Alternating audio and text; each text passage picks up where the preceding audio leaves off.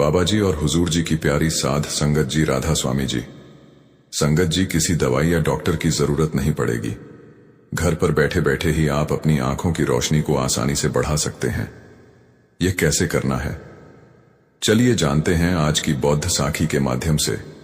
संगत जी, हमारी आप सबसे एक विनती है कि कमेंट में राधा स्वामी जी जरूर लिखिए और साथ साथ अपने शहर का नाम भी जरूर लिखिए, जिससे हम जान सके कि बाबा जी का सत्संग और साखी कहां कहां से सुनी जा रही है।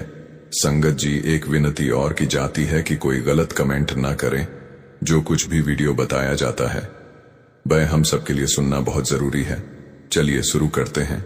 संगत जी, एक बार एक युवक जो अपनी आंखों को लेकर बहुत परेशान रहता था, वह एक गुरु के पास जाता है जो कि आयुर्वेद के एक बहुत बड़े जाता थे। वह युवक गुरु को प्रणाम करता है और कहता है, हे मुनिवर, मैं अपनी आंखों को लेकर बहुत परेशान हूं। मेरी आंखों की रोशनी दिन भर कम होते जा रही है। मुझे सब कुछ धुंधला धुंधला दिखाई देता है। कई बार तो मेरी आंखों में बहुत ज्यादा दर्द और जलन होता है और बहुत ज्यादा आंसू भी निकलते हैं। गुरुदेव, मेरी आंखें समय से पहले ही मेरा साथ छोड़ रही हैं। कृपया करके आप मुझे कोई ऐसा समाधान बताइए जिससे मैं अपनी आंखों की रोशनी को फिर से प्राप्त कर सकूं और आंखों की इन सभी समस्याओं से हमेशा हमेशा के लिए छुटकारा पा सकूं।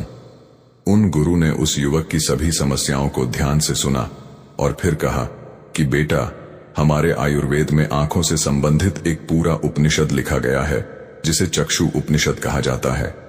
इसके अलावा हमारे महर्षि वाग्भट्ट ने आंखों के इलाज से संबंधित कहीं उपाय बताए हैं, कहीं नियम बताए हैं, जिसमें कुछ प्रमुख नियमों के बारे में आज मैं तुम्हें बताता हूं। और इसके साथ ही आज मैं तुम्हें एक ऐसे चूर्ण के बारे में बताऊंगा जिसका 15 दिन उपयोग करने से ही आपकी आंखों की ज्योति जो है वह वापस लौट आएगी। और साथ में ही इन नियमों का पालन करने से सिर्फ कुछ ही हफ्तों में आपकी आंखों की रोशनी में एक आश्चर्यचकित परिवर्तन होगा। आप खुद देखेंगे कि आपकी आंखों की रोशनी वापस लौट आएगी और आपको पहले से अधिक स्पष्ट दिखाई देगा। और अगर तुम लंबे समय तक इस चूर्ण का उपयोग करते हो और इन नियमों का पालन करते हो तो तुम्हारी आंखों की सभी समस्याएं, सभी बीमारियां जड़ से खत्म हो जाएंगी और तुम्हारी आंखें हमेशा के लिए स्वस्थ और दृष्टिकोण बनी रहेगी। फिर गुरु उस युवक से कहते हैं कि बेटा, सबसे पहले इन नियमों के बारे में जानते हैं। इसके बाद मैं तुम्हें उस चूर्ण के बारे में, उस चूर्ण की विधि के बारे में बताऊंगा और यह भी बताऊंगा कि तुम्हें उसे किस तरह से प्रयोग करना है। फिर गुरु उस युवक से कहते हैं कि बेटा, अब तुम्हें नियमों को ध्यान से सुनो। आंखों के उपचार के लिए आयुर्वेद का पहला नियम है, सुबह उठते ही बिना कुल्ला किए अपने मुंह की लार को आंखों पर लगाना है। तुम जैसे ही सुबह बिस्तर से उठते हो तो बिस्तर पर बैठे हुए ही अपने मुंह की लार को अपनी उंगली में लो और उसे अपनी आंखों की कोर में काजल की तरह लगाओ। यह बहुत ही रामबाण इलाज है आंखों की सभी समस्याओं का।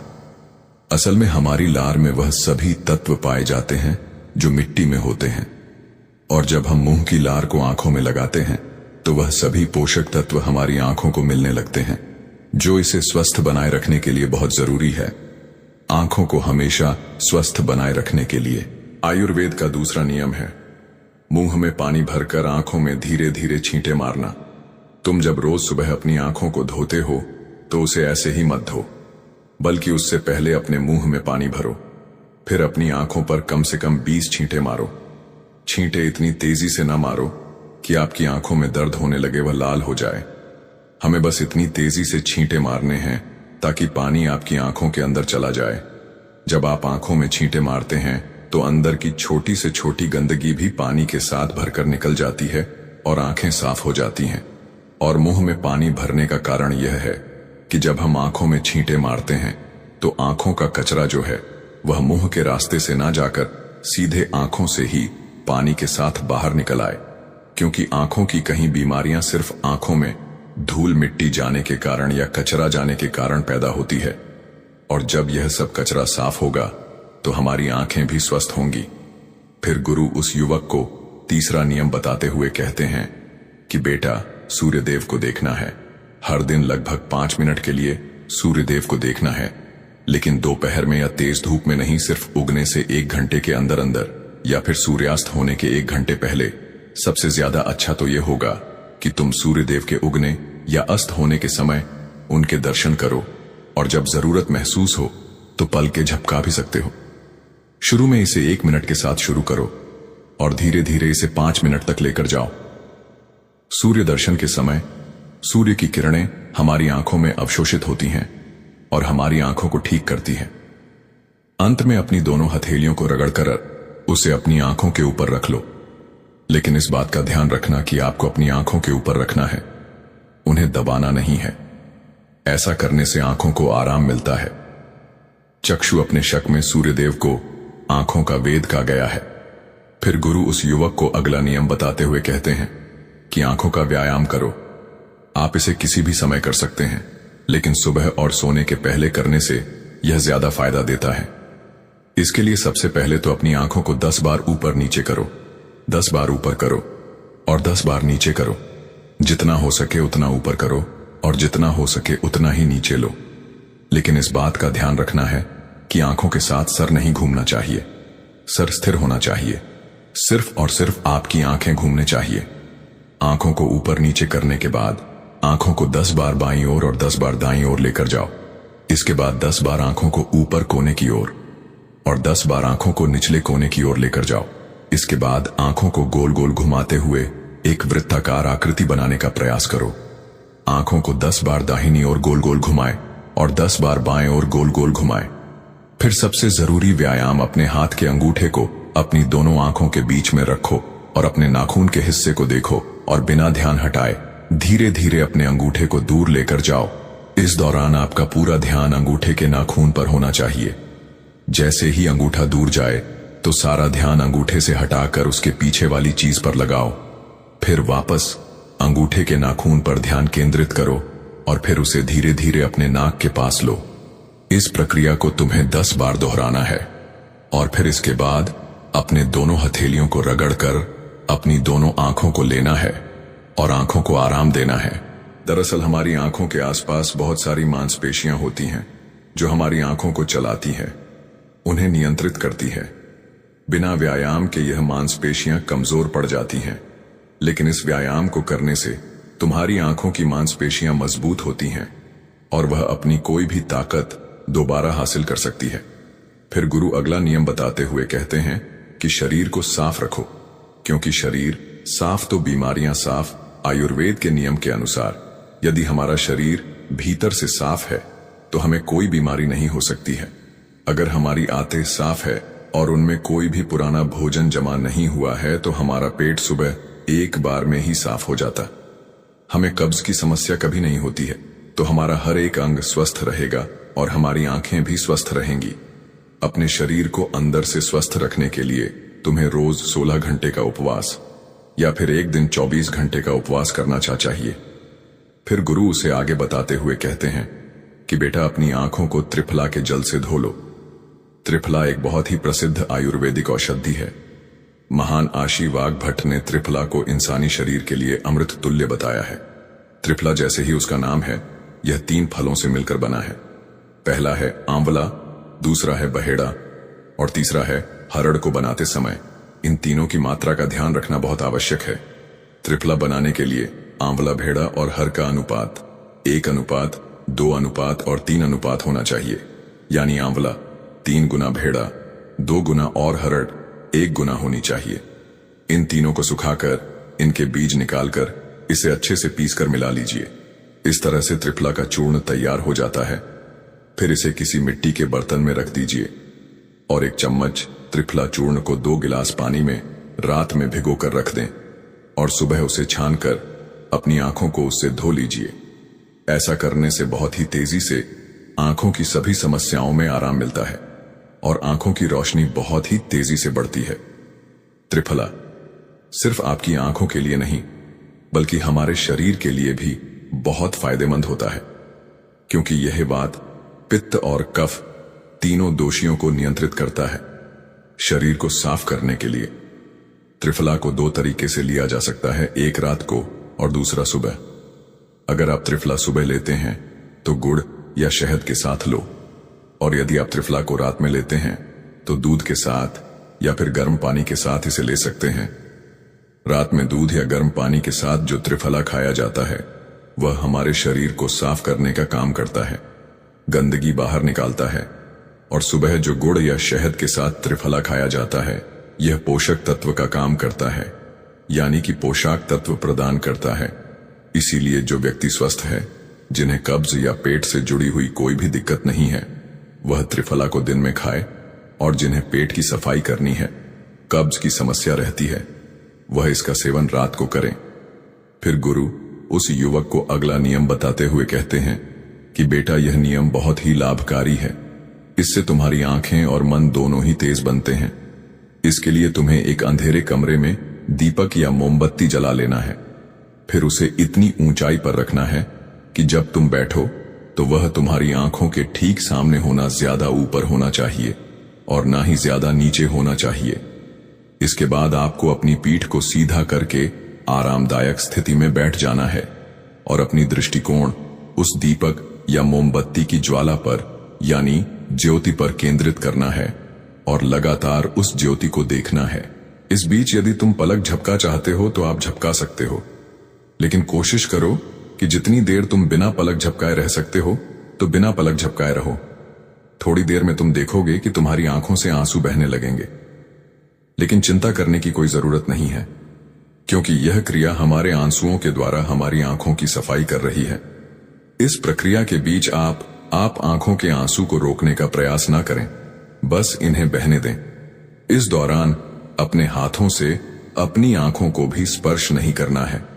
जब यह प्रक्रिया पूरी हो जाए तब अपनी दोनों हथेलियों को रगड़कर धीरे धीरे अपनी आंखों के पास लेकर जाओ और आंखों को ढक लो। यह प्रक्रिया रोज रात को सोने से पहले कुछ मिनट के लिए करो। फिर तुम स्वयं देखोगे कि तुम्हारी आंखों की रोशनी दिन प्रतिदिन बढ़ती जा रही है। इस प्रक्रिया को करने से आपकी आंखों की रोशनी के साथ साथ आपकी एकाग्रता भी बढ़ती है। फिर गुरु उस युवक को अगला नियम बताते हुए कहते हैं कि किसी भी ठंडी सब्जी जैसे खीरा, लौकी और आलू के छोटे छोटे टुकड़ों को कुछ मिनट तक अपनी आंखों के ऊपर रखो।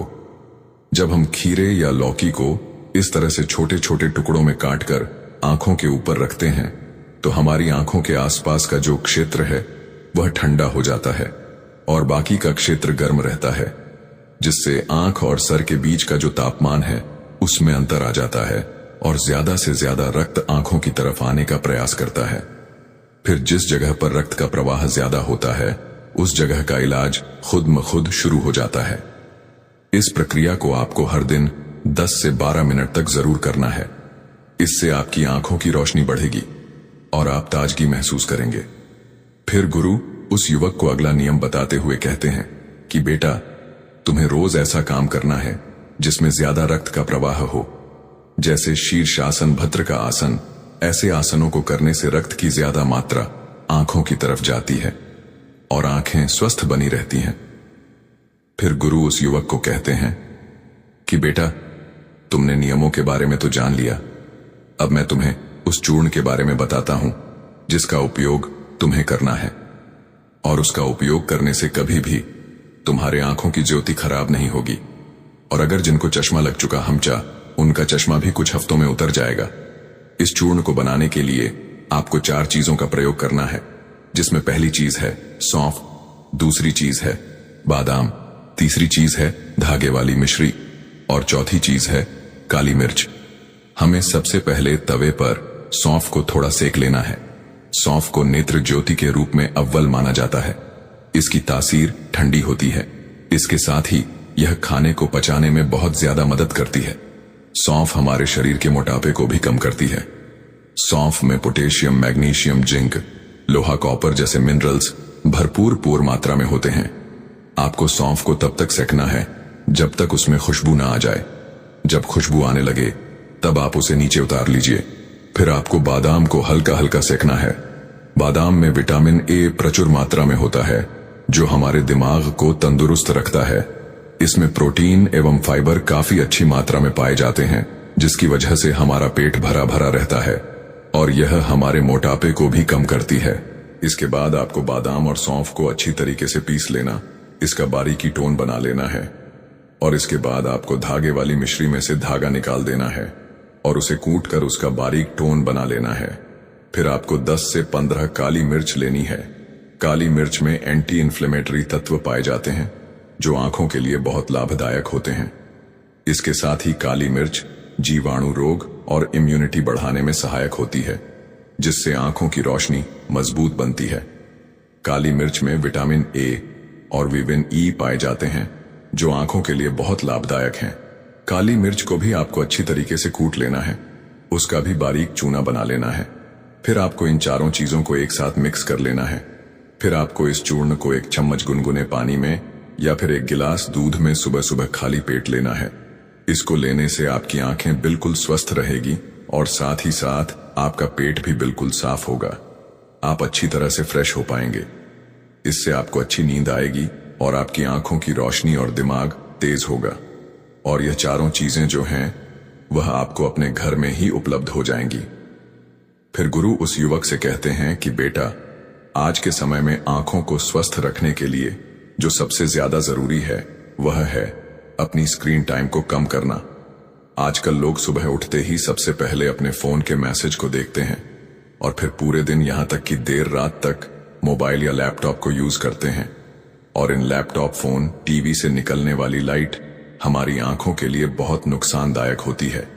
इसीलिए आप एक ऐसा रूटीन बनाएं जिसमें आप रात में 8 या 9 बजे के बाद किसी भी तरह की स्क्रीन को नहीं देखेंगे। ऐसा करने से आपकी आंखों को तो आराम मिलेगा ही, साथ ही साथ आपकी नींद जो है वह गहरी हो पाएगी और अगले दिन आपका रोना महसूस करेंगे।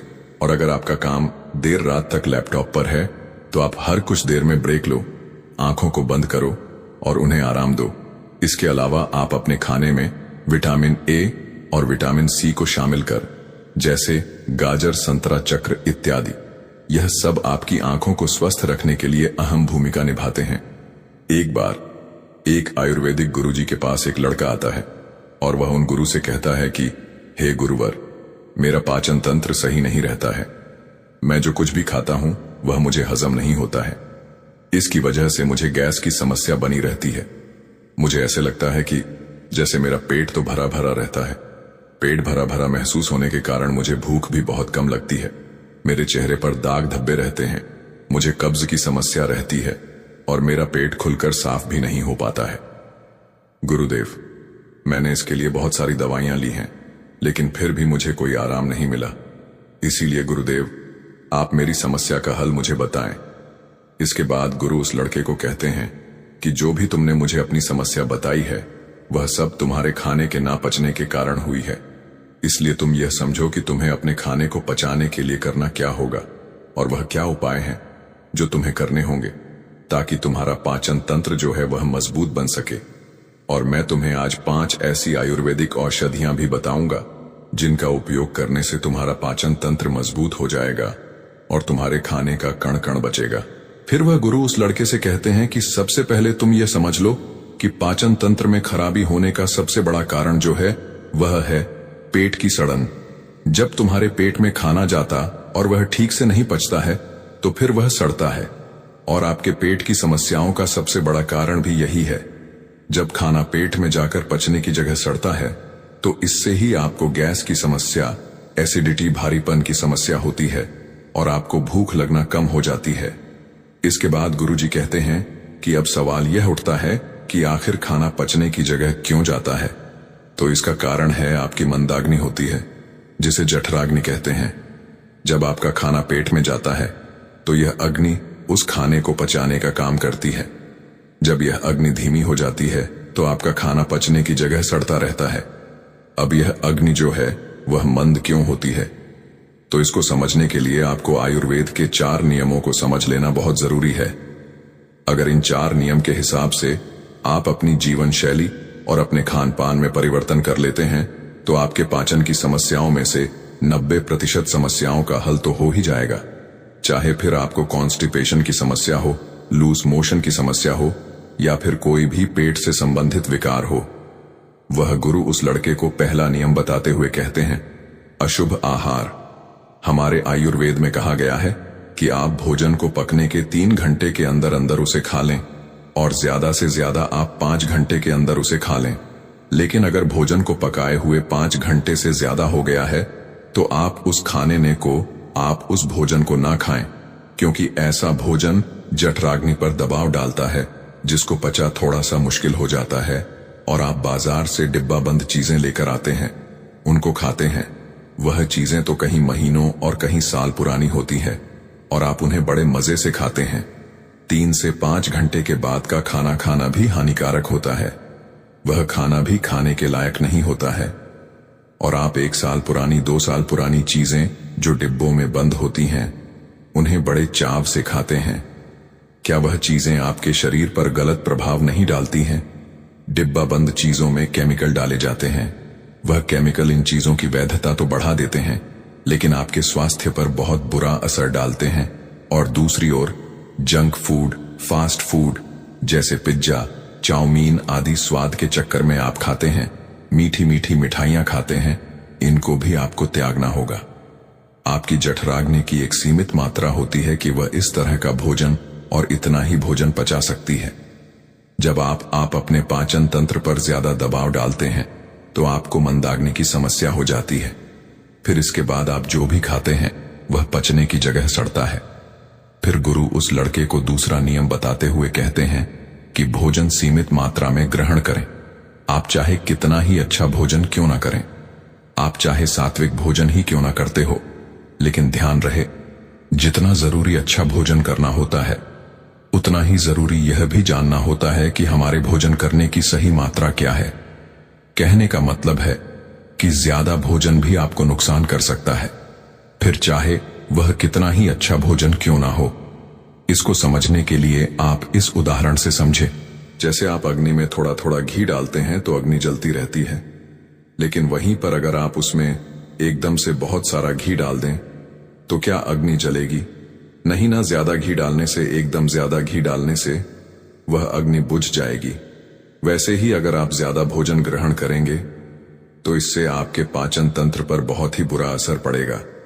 आपका पाचन तंत्र उसे पचा नहीं पाएगा और वह खाना जाकर आपके पेट में सड़ता रहेगा।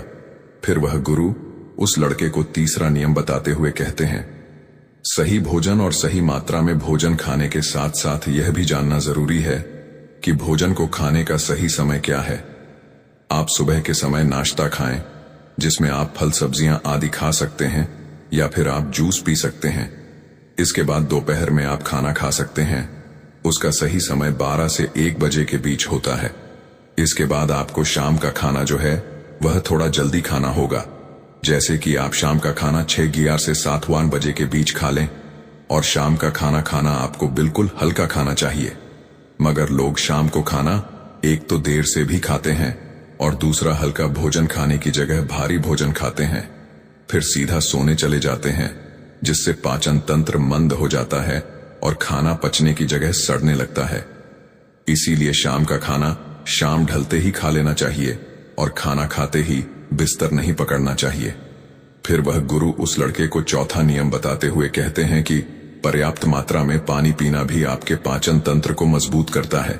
अगर आप पर्याप्त मात्रा में पानी नहीं पिएंगे तो आपको कब्ज की समस्या होगी और आपका पेट खुलकर साफ नहीं होगा। और अगर पेट साफ नहीं होगा तो जो खाना आप खाएंगे वह आपके पेट में पड़ा पड़ा सड़ता रहेगा। पानी आपके खाने को गला आता है, जिससे खाने को पचाने में आसानी होती है और आपका पाचन तंत्र मजबूत बनता है। वह गुरु उस लड़के को कहते कि बेटा, इसके अलावा भी बहुत सारे ऐसे कारण हैं जो आपके पाचन तंत्र को कमजोर बनाते हैं, जैसे कि ज्यादा चिंता करना, धूम्रपान करना और खराब जीवन शैली। अगर आप इन चीजों पर ध्यान देंगे और अपनी आदतों को सुधारें तो आपका पाचन तंत्र जो है वह स्वतः ही सही हो जाएगा। फिर वह गुरु उस लड़के को कहते हैं कि इन आदतों और नियमों के अलावा अगर आप कुछ आयुर्वेदिक औषधियां भी लेते हैं तो आप अपने पाचन तंत्र को बहुत ही बेहतर बना पाएंगे और फिर उसके बाद आप जो भी खाएंगे वह आपको सब पच जाएगा। फिर इसके बाद गुरुजी उस लड़के को पहली औषधि के बारे में बताते हुए कहते हैं कि सबसे पहली औषधि है त्रिफला चूर्ण। आपके पाचन तंत्र के लिए त्रिफला से अच्छा कुछ भी नहीं है। यह सबसे बढ़िया औषधि है। त्रिफला पाचन शक्ति बढ़ाने और मेटाबॉलिज्म में सुधार करने का एक प्रभावी नुस्खा है। दरअसल त्रिफला 3 आयुर्वेदिक हर्ब्स का एक अद्भुत मिश्रण है। इसे बनाने के लिए आंवला, हरण और बहेड़ा का प्रयोग किया जाता है। तीनों ही जड़ी बूटियों में रोचक गुण होते हैं। यह मल त्याग को बढ़ावा देने में मदद करती है, साथ ही कब्ज से छुटकारा भी दिलवा है। त्रिफला शरीर के तीनों दोष, वात, पित्त और कफ के संतुलन को बनाए रखने में आपकी मदद करता है। यह अंत में अच्छे बैक्टीरिया को बढ़ाता है, साथ ही टॉक्सिन्स को नष्ट करता है, जिससे डाइजेशन में सुधार होता है। नियमित त्रिफला का सेवन करने से पाचन संबंधी समस्याओं से बचाव और उनमें छुटकारा पाने में मदद मिलती है। आप रात में सोने से पहले गर्म पानी के साथ त्रिफला का सेवन कर सकते हैं। इसके लिए बस आपको 1 चम्मच त्रिफला अपनी जीभ पर रखना है, फिर गुनगुने पानी के साथ इसे निगल जाना है। आप चाहें तो दूध के साथ इसका सेवन कर सकते हैं। इसके अलावा आप रात में सोने से पहले 1 गिलास पानी में 1 चम्मच त्रिफला पाउडर मिलाकर ढककर छोड़ सकते हैं और सुबह खाली पेट इसका सेवन कर सकते हैं। यह भी पाचन को दुरुस्त रखने में आपकी मदद करेगा। फिर गुरु उस लड़के को दूसरी औषधि के बारे में बताते हुए कहते हैं कि वह है हिंग वॉशड।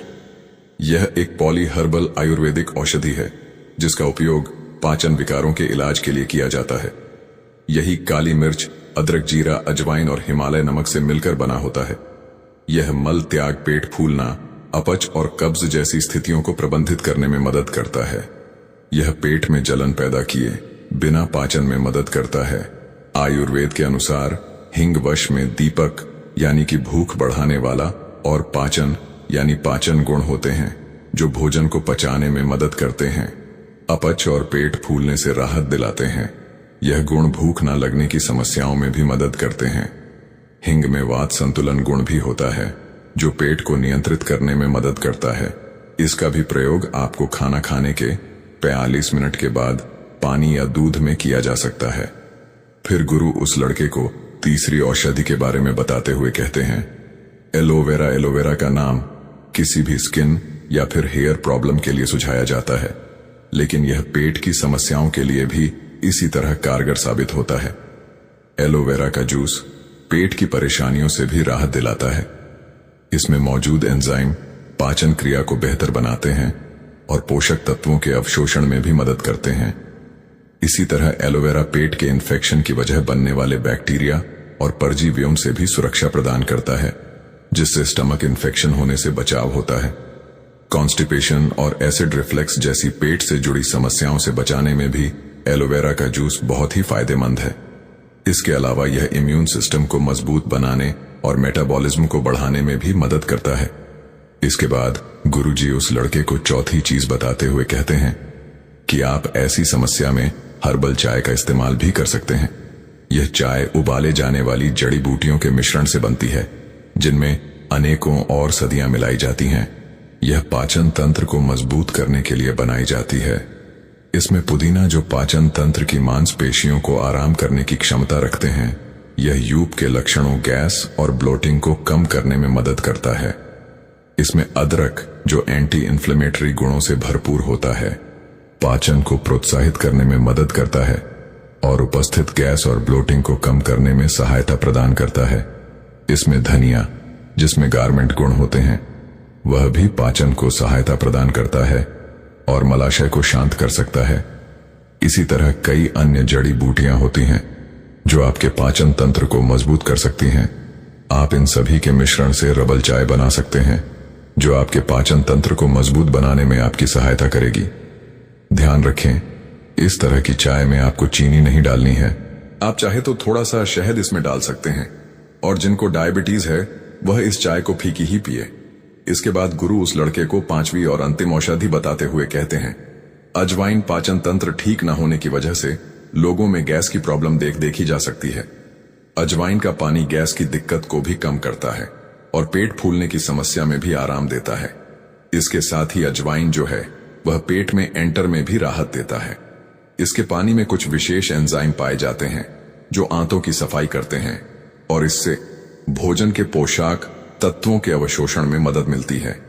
अजवाइन का पानी तेजी से वजन को घटाता है और मेटाबॉलिज्म को दुरुस्त रखता है। अगर आपका कोलेस्ट्रॉल लेवल बढ़ता रहता है या फिर घटता रहता है तो यह उसे भी कंट्रोल करता है।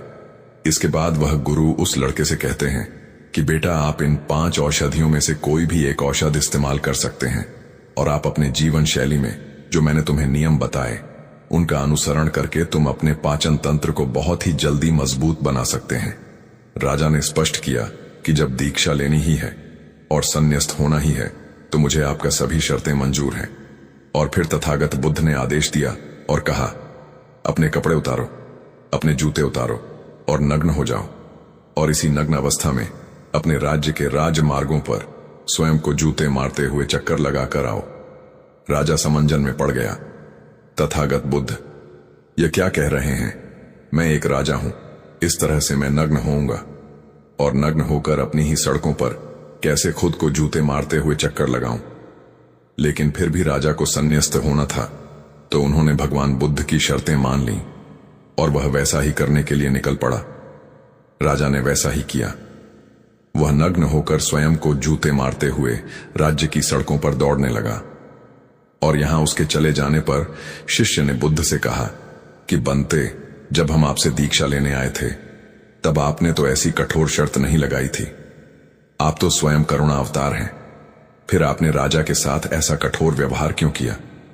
तब भगवान बुद्ध बोले, जब तुम लोग संन्यास लेने आए थे तब तुम्हारे अहंकार बहुत बड़े नहीं थे, इसीलिए तुम लोगों से घर घर भिक्षा ना करवा के ही काम बन गया।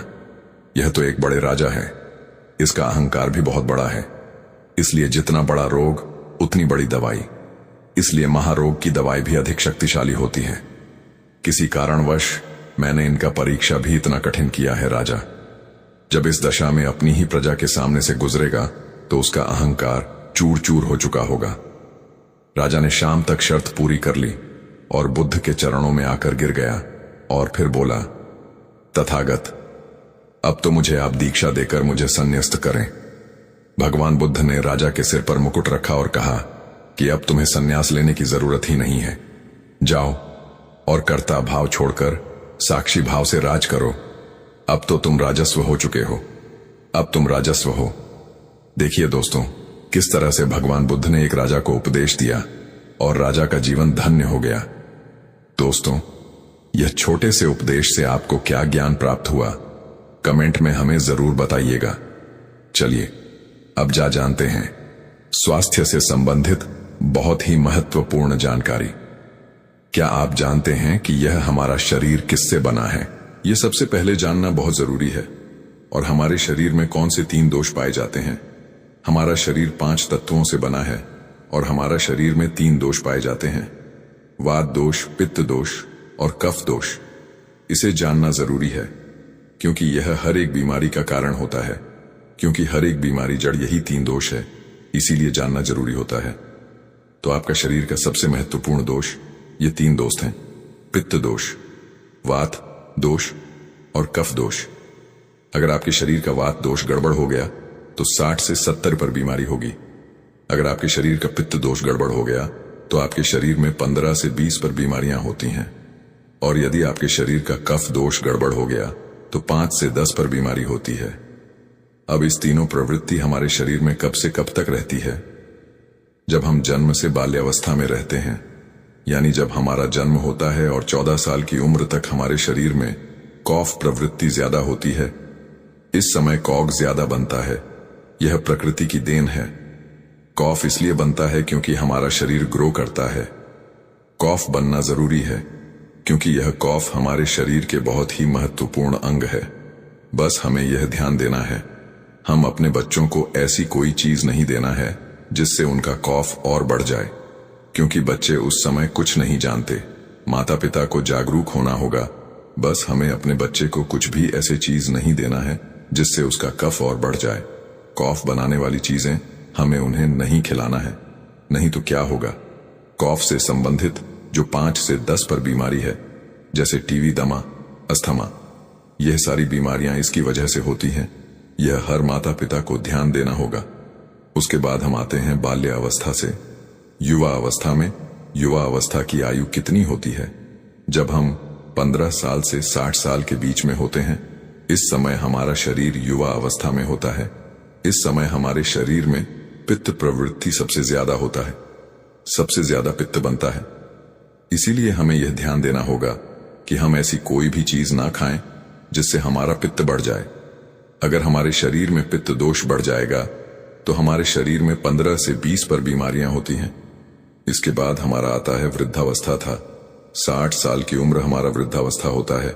इस समय हमारे शरीर में वह दोष बढ़ता है और वात दोष से संबंधित 60 से 70 पर बीमारियां हमारे शरीर में होती हैं। तो आपको ऐसी कोई चीज नहीं खाना है जिससे वात दोष बढ़े। तो दोस्तों, यह आप समझ गए कि आपके शरीर में 3 दोष का क्या रोल है। इसलिए इन 3 दोषों से संबंधित जो भी जानकारी जहां से भी उपलब्ध हो, एकत्र करें और उसे अपने जीवन में लागू करें, कारण को दूर करें और हमेशा इस बात का ध्यान रखें कि इन 3 दोषियों में क्या खाना चाहिए और क्या नहीं खाना चाहिए। इस दोषियों को बढ़ाने वाली चीजें कभी ना खाएं। अब आप इन तीनों दोषियों के बारे में जान गए हैं, तो अब जान लें कि आपका शरीर 5 तत्वों से कैसे बना है। आपका शरीर 5 तत्वों से बना है और इन 5 तत्वों में प्रोटीन्स, विटामिन, सारे तत्व आते हैं। अब इस 5 तत्वों में और 3 दोषों में जो भी कमी आती है, तभी आपका शरीर बीमार होता है, अन्यथा आपका शरीर बीमार नहीं होता। अब आप समझ गए आपका शरीर बीमार होने का क्या कारण है। जैसे कुछ लोग रोते हैं, भगवान ने हमें ये कष्ट दे दिया, भगवान ने हमें ये बीमारी दे दिया, हमें गैस्ट्रिक अल्सर हो गया, हमें थायराइड, ब्लड प्रेशर, शुगर हो गया। क्यों हो गया? भगवान ने नहीं दिया, आपने खुद पाला है। जब प्रकृति आपको खाना खाने के नियमों का पालन करने के लिए कहती है, पानी पीने के नियमों का पालन करिए, इस प्रकृति का नियम पालन करिए, तो आप क्यों नहीं कर रहे हैं? जबकि हमारा शरीर उसी तत्वों से बना है। प्राकृतिक तत्वों से ही तो बना है। हमारा शरीर भी पानी से ही तो बना है, खाने से ही तो बना है, पोशाक तत्वों से ही तो बना है। ये सारे नियमों का आपको पालन करना होगा। अब जब ये हमारा पित्त दोष कह रहा है कि यह चीज नहीं खाई, यह पित्त और बढ़ेगा, तो आप उसे क्यों खाते हैं? पिज्जा, बर्गर आप क्यों खाते हैं? चाय आप क्यों पीते हैं? चीनी आप क्यों खाते हैं? मैदा आप क्यों खाते हैं? जब आप यह सारी चीजें खा रहे हैं तो आपके पेट में एसिडिटी बनेगा, आपका पाचन तंत्र बीमार पड़ेगा। तो जब आपका पाचन तंत्र बीमार होगा तो अनेक बीमारियां आपको आएगी। ये तो आप खुद कर रहे हो ना, ब्रह्मांड नहीं दे रहा है, भगवान नहीं कर रहा है, हम आप इसे खुद जाने अनजाने में कर रहे हैं। हम अपने मन को, अपनी जीभ को कंट्रोल नहीं कर पा रहे हैं। तो दोस्तों, ये सारी चीजें आप छोड़ दीजिए। अब बात करते हैं कि हमें अपने शरीर पर कौन सा तेल लगाना चाहिए, कहां पर लगाना चाहिए, इस बारे में जानते हैं। आप समझ गए आपके शरीर का निर्माण कैसे होता है। इसे सुरक्षित रखना आपके हाथ में है। इसकी की सुरक्षा आप खुद कीजिए। शरीर के 4 महत्वपूर्ण अंग है जिससे आपकी शरीर की सारी नसें जुड़ी हुई हैं। पहला है नाभि, दूसरा है पैर का तलवा, तीसरा है आपकी नाक और चौथा है आपका सर। यह 4 सबसे महत्वपूर्ण अंग है और इन चारों जगह पर आपको तेल लगाना है। बस ये ध्यान देना है कि आपको कब लगाना है और कैसे लगाना है। तो सबसे पहले चलते हैं आपके पैरों के तलवे। जो व्यक्ति रोज सुबह जागकर मॉर्निंग वॉक करता है, नंगे पैर जमीन पर या फिर हरी घास पर, तो दोस्तों उसकी आंखों की रोशनी कभी कम नहीं होती। तो इसीलिए आपको पैरों के तलवे में शुद्ध तूरी का तेल लगाना है। इसके अलावा आप शुद्ध सरसों का तेल भी लगा सकते हैं। जब आप रात में सोने जाएं तो उसके पहले गुनगुने पानी से अपना पैर धो लीजिए। पैर धोने के बाद बढ़िया से उसे साफ कर लीजिए। सूख जाए जब आप बिस्तर पर लेट जाएं और अपने हाथ से मालिश कर लीजिए। रात में सोते समय यही शुद्ध सरसों का तेल, और जैसे ही आप अपने 5 मिनट दोनों हाथों से मालिश करेंगे, तेल से गर्माहट आएगी, तुरंत ही आपको नींद आना शुरू हो जाए। अगर आप नींद का टेबलेट लेते हैं, अगर आप डिप्रेशन में हैं, नींद नहीं आ रहा है, तो यह दूसरे दिन से ही बंद हो जाएगा। आपको नींद की टेबलेट की जरूरत ही नहीं पड़ेगी। आपका पागलपन दूर हो जाएगा। याददाश्त बहुत तेज होती है। दिमाग से संबंधित सारे समस्याएं खत्म, और एक ही बार में आप 10 बजे सो रहे हैं। 4 बजे से पहले आपकी नींद ही नहीं खुलेगी। इतनी बढ़िया नींद आती है तो पैर के तलवे में तेल लगाने से आपके पाचन तंत्र मजबूत होता है। याददाश्त तेज होती है, भूख लगती है, शरीर में शक्ति मिलती है, ऊर्जा मिलती है, यानी कि शरीर की सारी पोषक तत्वों को आपूर्ति कर देता है। दूसरा स्थान है नाभि, जो कि आपके शरीर का सबसे महत्वपूर्ण अंग है। नाभि के पीछे एक पेको ग्रंथि पाई जाती है, और इसी पेको ग्रंथि से शरीर की सारी नसें जुड़ी हुई होती हैं, और यह शरीर की सबसे शक्तिशाली ग्रंथि होती है। इसलिए नाभि में तेल लगाना चाहिए। आप देखते होंगे जब आपके घर में छोटा बच्चा होता है तो माताएं उस बच्चे की तेल से मालिश करती थीं। लेकिन अब तो बच्चों को तेल लगाना ही बंद कर दिया। पहले माताएं 8 से 10 बार दिन में बच्चे की तेल से मालिश करती थीं। वे कहती थीं कि हम जितनी बार तेल की मालिश करेंगे उनकी हड्डियां उतनी ही मजबूत होंगी। और वह घर पर बना हुआ शुद्ध सरसों का तेल होता था। और वह शुद्ध सरसों घर का तेल। और किसका बनाती थी? किसी सरसों को घू करके सरसों को रोलक, पहले जो उसी से मालिश करती थी, पहले लगा देती, उसके बाद छोड़ा करके। लेकिन आज फैशन बदल गया है। लोग तरह तरह के केमिकल युक्त तेलों से मालिश कर रहे हैं। यह किसी काम का नहीं। दोस्तों, कंपनियां हमें सिर्फ बेवकूफ बनाती हैं और इससे सिर्फ बीमारियां होती हैं। क्योंकि बच्चों की मालिश के लिए सबसे अच्छा तेल सरसों का है और गांव के बच्चों को माताएं आज भी सरसों के तेल की मालिश करती हैं। संगत जी, अब हम इस वीडियो को समाप्त करते हैं। संगत से विनती है कि हमारे चैनल को सब्सक्राइब करके हमें सपोर्ट जरूर करें।